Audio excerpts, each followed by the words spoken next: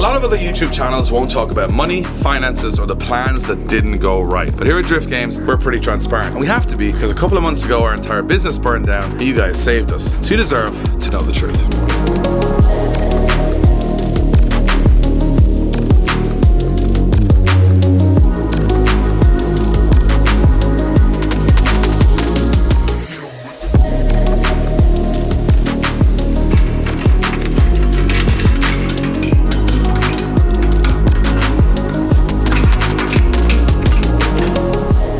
So here we are at the site of the engine block, and as you can see, there is nothing left, absolutely nothing, as if it never existed. The 5 businesses that were here just disappeared, right? So it's pretty sad to see. This is the first time I've been back here in probably a month and a half, so I didn't realize they would level it to this extent, that there's absolutely nothing here bar one burnt Volvo over there, and that's about it. So I guess we got to start from the beginning. When the fire happened, we obviously looked at this space, not knowing that they would completely demolish it, which obviously makes it worse. But we had a conversation. Josh liked the idea of, what if we bought the land where the engine block was and rebuilt the engine block? And that would be an amazing story. It'd be very, very cool. But there's some realities to that we very quickly and naively started to learn, which is 1, time, and 2, price. So this building originally was a meat processing plant years and years ago, built by that company for a huge expense. Then they left and they moved to a different location, or they closed down, I'm not sure which, and then the building was left dormant and then adapted to become the engine block. So you can imagine the massive investment to build it, then the massive investment to buy it, then the massive investment to renovate it into the engine block. Now you would have to start that process from absolute scratch. So to get planning permission, the only planning permission or zoning that's here is for the exact way the building was, which means you have to build it exactly the same, and then that would probably take about 2-3 years to do. The cost somewhere between 3 and 5 million euro, which we obviously don't have, nor do the 5 businesses that are within the walls of the engine block, or were within the walls. And also, I think, to be honest, it's kind of a bad omen now, right? So this place is, I don't know, if you were to build it back again, you'd have to go through all that energy, all that time, and all that money, which we wouldn't even have anyway. And then you kind of just be building what you lost, which would be kind of like, how excited could you be after all the energy that all the businesses put into this place, to do it all from scratch again, and I mean even way further back from scratch? I just don't think anybody has the heart for that. So we scratched the idea and said, you know what, we need to go somewhere new. This is not the right place to do it, but it is pretty sad to see it like this.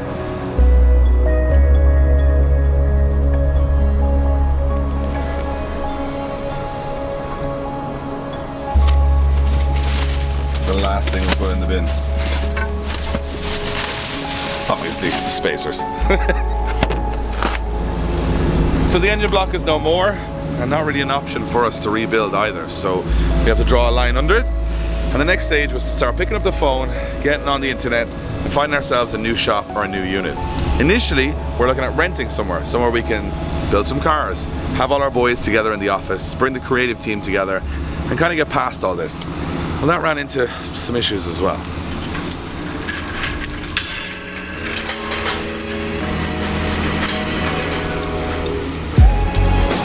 Okay, so you guys know we're car guys and not property guys. So when I went digging out to see where we could go, learned quite a bit.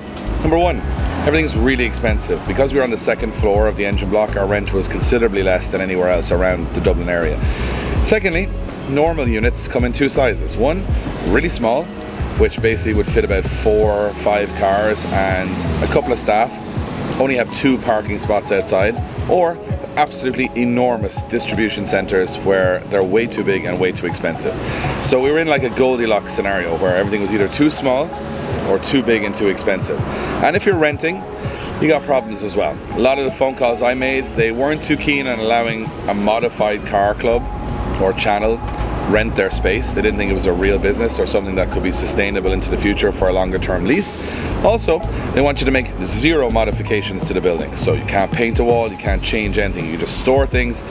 And for my imagination, that's a little bit boring, much worse than what we had before. So with no major options on the table, we went to Wayne's and we went to Mondello Park. And we went back to what we know. So with no immediate options, we decided to take a temporary solution, which was to renovate an office in Mondello Park. Thank you to Mondello for allowing us to do that.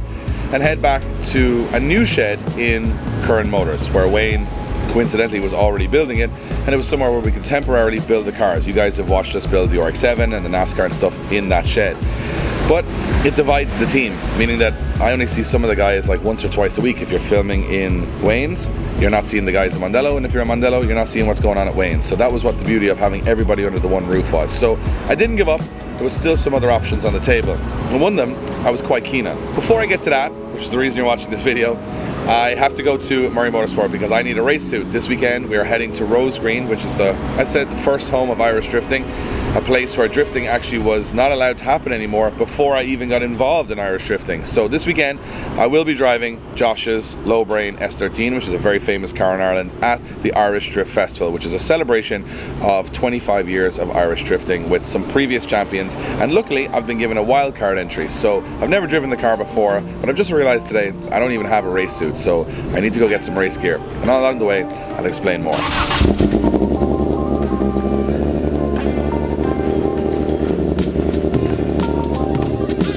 So we're here at Murray Motorsport. They're good friends of ours. They provide race equipment and tons of motorsport stuff. They're a huge company, but they're one of the only few in Ireland that are in the motorsports industry like we are. So it's quite relevant, and we can take some inspiration from what they did. So similar to the way the engine block was a meat processing factory, then turned into a car business, Murray Motorsport bought this old abandoned bakery a couple of years ago and spent a lot of money turning it into their dream, I suppose, retail shop and workshop for their motorsport teams. This is a huge undertaking, and something that I explored will be take an old building and renovate it. However, you're not going to rent this, you're going to have to buy it. And even at that, you're talking well into over €1 million, plus probably 250 grand to renovate it. And the other thing is, it's going to take you about 2 years to do it. They did an awesome job on this place, so it's quite a bit of an inspiration for us.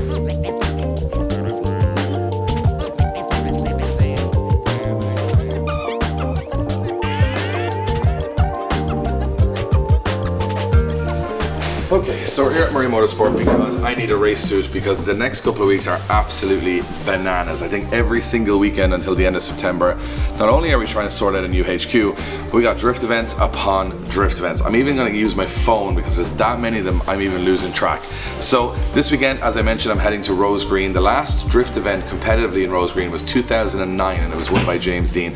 They've invited back all the previous champions of the whole of the Irish Drift Championship, Pro Drift, all the way back to 2005 to this event, and I've been given a wildcard entry where I'm driving the Lowbrain car, which of course I haven't driven before, and I've never driven the track before, so it's going to be interesting this weekend.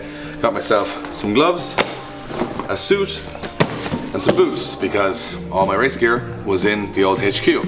After we finish Rose Green, then it gets interesting. We head straight to Latvia. It's Riga, baby, for the next round of Drift Masters, where Connor and Ryuse are obviously competing in the championship. Hopefully Ryuse can turn his fortunes around and Connor can continue to build on the performances he's put in already this year.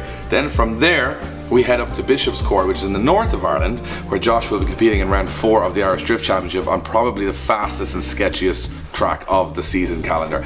Then straight after that, I head in the truck with Wayne, Craig and Blaine to Iron Drift King, where we are going to compete in the Supra for the first ever time. The track is all concrete walls, and I have never really driven the car in competition. Well, I have never driven it in competition, so this is probably the scariest and stupidest place to start, but it's an awesome event, and I really wanted to do it in a car that could technically win, but the squishy bit in the middle will need a little bit of work from now to then. After Iron Drift King, then we head to Hungary for another round of Drift Masters.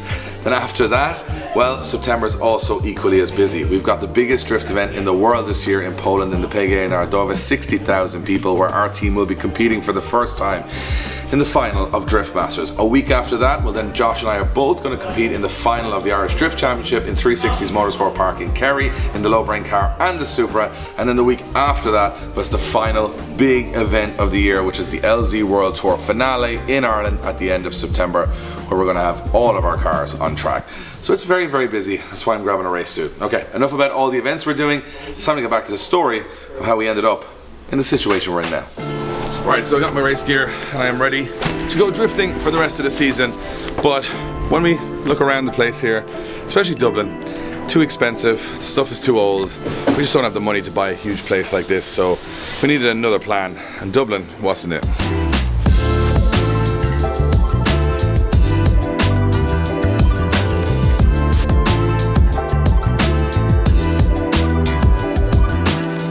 Okay, to be truthful, I haven't really planned out this video, but this is a bit of a sidetrack, but it's something that I'd like to get off my chest. So a couple of years ago, if you're a long-time subscriber of Drift Games, we talked about getting to 100,000 views and building our own compound.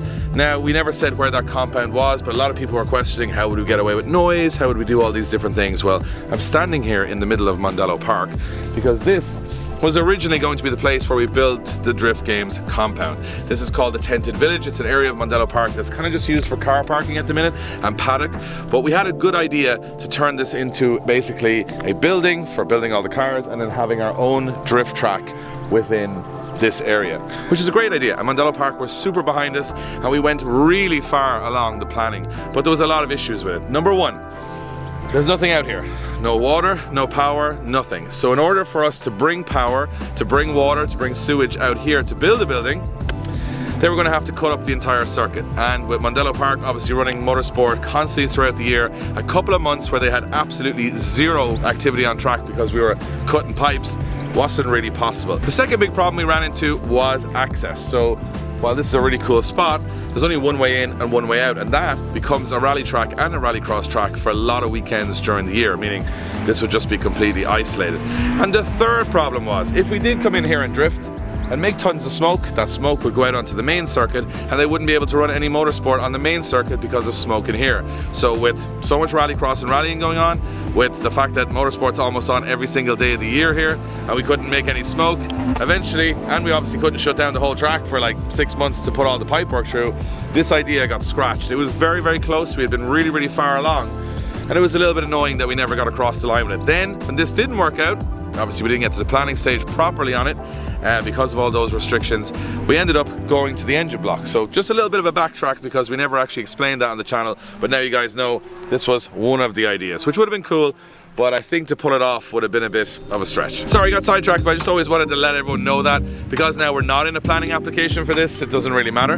But this was one of the options we had a couple of years ago, and a big thank you to Mondello Park for believing in us. But that also brings me on to where we ended up in the conversation. We said we weren't going to be in Dublin, we wanted to go outside of Dublin, and it brought us back to Mondello Park again. Just to let you guys know, I explored every single avenue available. We looked at B&Bs, petrol stations, car dealerships, car showrooms.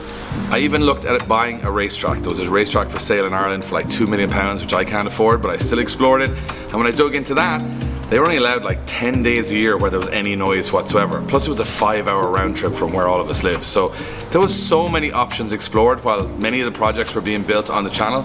I was going down so many rabbit holes, mostly for no reason. So if you guys aren't from Ireland, Mondello Park is the only international race circuit in Ireland, and we've been running events here for probably 10 years. We have an amazing partnership. We've done LZ World Tours, Drift Masters, Drift Games Invitationals, even back to Irish Drift Championship, and tons of stuff here. So it makes natural sense that we would maybe try and get a place inside Mondello Park. Well, after the fire, you'll have heard us talk about in the videos that we had a temporary solution, which was to go to the lodge, or the old lodge, and renovate it in Mondello Park, and then have our cars at Curran Motors, where Wayne is. And that was a temporary solution as we worked on a long-term solution. And at that time, the long-term solution was to build a HQ here, which is just beside Turn 1 in Mondello Park. This was a really good idea. Mondello came back to us after the fire and said, hey, do you want to explore the idea that we used to have up in the other place here? And we were quite on board with that. So we got really far along the process. We were looking at drawings, looking at planning. But as we went along, things started to kind of work out, well, a little bit against us. So couple of things. Number one is, this is an area of Mondello Park that is also not developed, so therefore you would have to bring in power, you have to bring in pipe work, you'd have to bring in a road system. And I started looking through all of the planning for that and thinking, this is going to take a very, very long time. And even though it'd be awesome to have a place right beside the racetrack where we could go on the racetrack and test our cars and drift or whatever, well, it was probably going to take about 2 years. Not only was it going to take 2 years, but the investment was really, really high. And it's very hard to know, especially as a small brand in Ireland that does something quite unique. How do you say where we're going to be in 2 years? How do we know if what we commit to now will be the same thing we want to commit to in 2 years? And this is very specific. So I got a little bit worried that said, you know, it's great and all, but for you guys watching the channel, I can't say, just wait 2 years and then we might have a new HQ, and for those 2 years we'd have to commit to Mondello, and therefore we couldn't do anything else, and we'd also have to have our temporary digs for 2 years, which is a really, really long time, especially in the YouTube world. When you think about everything we've done from the fire until now, things move really fast at Drift Games. So yes, being here in Mondello Park would be ideal, it would be perfect, but waiting 2 years for it, well, that's a big risk. Also, we don't even know if we're allowed to build here, because the way things work, we would have to submit the planning to the county council. And as you can imagine, if you're a racetrack or if you're a motorsports company, it's not the easiest thing in the world to get anything built. So we could wait a year, then they could tell us no, and then we've wasted a year just waiting for something that may never happen. So I've kind of given you guys my train of thought, absolutely honestly, of what's happened since the fire until now. And I'll be honest, a couple of weeks ago, we were really down about things because it seemed like every avenue we went down, there was a big hurdle or there was something that wasn't ideal. And you don't want to jump into something that you have to commit to for 10 years that you're not 100% happy with. Or what we don't want to do is commit so much that we can't build cars or go drifting or do what we do on the channel just because of a building or a building project. So it got a little bit frustrating, I'm going to be honest. But out of all that frustration, I decided to do one thing, which was write a list of every single thing I would want from a new HQ. I'm going to reiterate that we are not property developers. That's not what we're in the game for. We're car guys, and we want a really cool place to do amazing stuff with cars, build out our brand, and let our imaginations run wild. And that's the big thing, imagination and creativity. Because if you rent somewhere, that landlord is going to tell you that you can't make any changes to the building. You might even be able to paint a wall. So the first thing we learned is we're going to have to buy a place. And I made a wish list of what the perfect place would look like. It can't be in Dublin because, as we've seen, it is too expensive to be close to the city. And we don't really need it logistically, like we don't need to be near a port or an airport or whatever, so we can push a little bit further out. In fact, it'd be perfect if it was close to Wayne's and Mondello Park. After that, it can't be too far away for all the team to get there every day, because if it's a massive commute of like 4 or 5 hours every day, everybody's just spending their time in traffic and not actually working on the brand or doing cool stuff. We obviously can't have it too small because we have a lot of cars, a lot of projects, and we know that's only going to grow. We also want room for activities, which is meaning some crazy stuff that we can build in this place. We don't want a building that needs huge amount of changes because you need loads of planning for that, and that slows things down by months or years. It needs to be pretty new and not run down because budget, obviously, we can't just build a place from the ground up.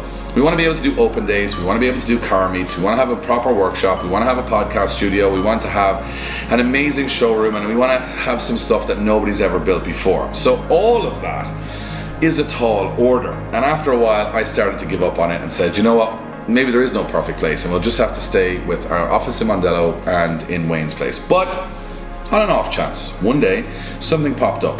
Didn't have many photos and I didn't have high expectations. But I went there and it was the perfect place. In fact, I went on my own, I had that low expectations. Then I brought Josh and all the boys with me over and they fell in love with it too. So we then decided we like it, we're gonna go for it. But we have a lot of paperwork to do behind the scenes. We obviously have to apply for a mortgage, it's a huge risk. And within the next 2 weeks or so, we should be able to hear back from the solicitors and from the mortgage application at the bank to see if we could actually buy the place. Now, there's a lot of red tape with this kind of stuff, but if everything went to plan, we could probably get into this place in October, get it all decked out, and if we put a massive push on from the team and you guys supported us, we could actually get into this place for Christmas. Meaning we started 2024 with our dream HQ, everything burned down, and then by the end of 24, we actually had our dream HQ again. That means that 24 wouldn't have been a bad year, but just had a blip along the road. Now there is a ton of stuff that we need to think about though, because if we do get the mortgage, it's a huge risk, a huge overhead, and there's no other company in our country that we can actually relate ourselves to of what's expensive or what we can afford. We would be taking another massive risk, which we've always done, but this one is pretty scary. So I want to know your guys' thoughts. We can't really show it to you right now because it's in the legal stages, but we'll be able to show you pretty quickly if everything comes to fruition, and then it's going to be a decision. And we kind of need to know if you guys are behind us on this. So any merch you guys can pick up from the shop, anytime you can support one of our videos with a subscribe or a like, or even subscribe to it, because like 50% of people who watch our videos don't even subscribe. All of that will show us some signs that we are growing the brand. You guys want us to not give up and push to the next level, and this place is definitely to the next level. And it's not just for us, the community in Ireland. I think this place is going to be a real hub of activity. It's going to be a place where we can showcase builds and a place where we can have people gather and have fun down the line. So what we wanted from the engine block but maybe version 2 and maybe even better. So I know this video has been a bit of a ramble, but I wanted to get you guys up to speed on everything we've been doing with the brand. If you haven't seen me in some of the videos when we're building cars, this is what I've been working on, because this is obviously a long-term projection. And I really would love if we could turn 24 into a success story and not have it always be reminded about the fire and everything bad that happened. We know what happened, but it'd be amazing to bounce back for the whole team and for everybody involved to get ourselves on our feet and then aim for a massive 2025. So sorry for the big ramble. I'm not sure if any of you guys will find this video interesting. I just wanted to kind of give you guys an update and share some of the stories of what's been happening behind the scenes that you guys didn't see in front of the cameras. And maybe, you know, you're along for the ride all the way through, and you guys have helped us survive this year. So I think it was only due that we would tell you guys all the truth. So let me know in the comments what you guys think. Should we go for it?